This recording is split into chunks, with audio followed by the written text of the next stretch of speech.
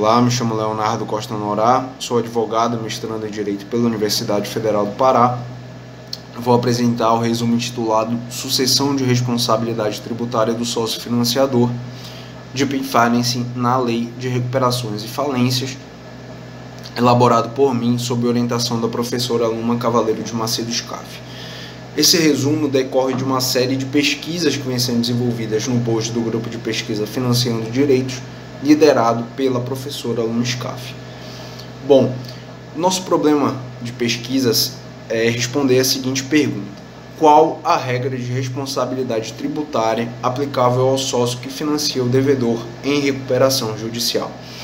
Aqui, nosso objetivo é esclarecer se o sócio que atua como financiador nos termos da seção 4A da Lei 11.101, uma seção que foi incluída recentemente pela reforma ocorrida no final de 2020, trazida pela Lei 14.112, enseja na sucessão de responsabilidade tributária do sócio que adquire bens mediante alienação judicial nos feitos de recuperação judicial de sociedades que estão em recuperação judicial da qual ele é sócio.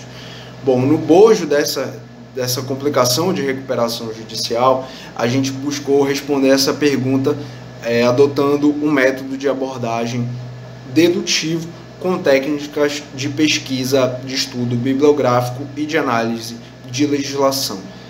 Por que a gente buscou estudar isso? Bom, o DIP, o que é essa sigla DIP? Ela se refere à expressão inglesa Debtor in Possession. O devedor que está num processo de recuperação, num processo de reestruturação, reorganização estrutural da sua atividade econômica, ele tem uma série de limitações de disposição do seu patrimônio, mas ainda assim ele está na posse desses bens, ele ainda tem uma certa liberalidade sobre a destinação desses recursos. E o contrato de financiamento que foi trazido pela reforma recente tem como finalidade justamente permitir que o devedor ou o grupo de empresas devedoras em recuperação judicial possa liberar esses bens como garantia em prol do recebimento de um determinado recurso para a reestruturação de sua atividade. Daí porque chamado dinheiro novo esse recurso que vai ser aportado por um financiador. A previsão trazida pela Lei 14.112 permite que qualquer sujeito possa aportar esse recurso para fins de reestruturação empresarial, inclusive os sócios. Em contrapartida, esse financiador vai receber a oneração de patrimônio do devedor de bens do ativo não circulante, ou seja, aqueles bens que não são facilmente convertidos em dinheiro.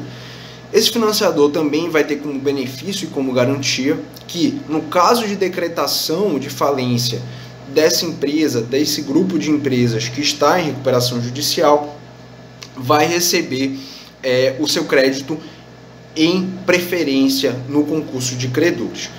A problemática é a seguinte: o regime geral, tanto do CTN quanto da Lei de Recuperações e Falências, é de que não há sucessão alguma no caso de aquisição de bens mediante alienação judicial pelos sujeitos. Ocorre que, dentre as exceções, dentre a regra excepcional, o sócio, quando adquire mediante alienação judicial, ele permanece vinculado à responsabilidade, então ele sucede responsabilidade. E cabe a gente responder aqui: bom, se ao sócio financiador se aplica a regra geral ou a regra excepcional?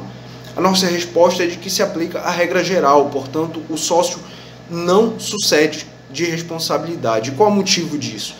É que a posição do sócio enquanto sócio, esse status de sócio perante a comunidade societária, enseja numa posição jurídica específica com direitos e deveres particulares desse vínculo societário.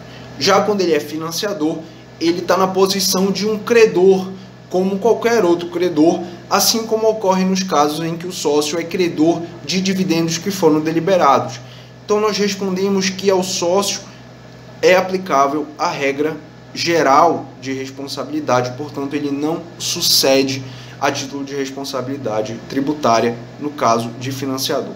Obrigado.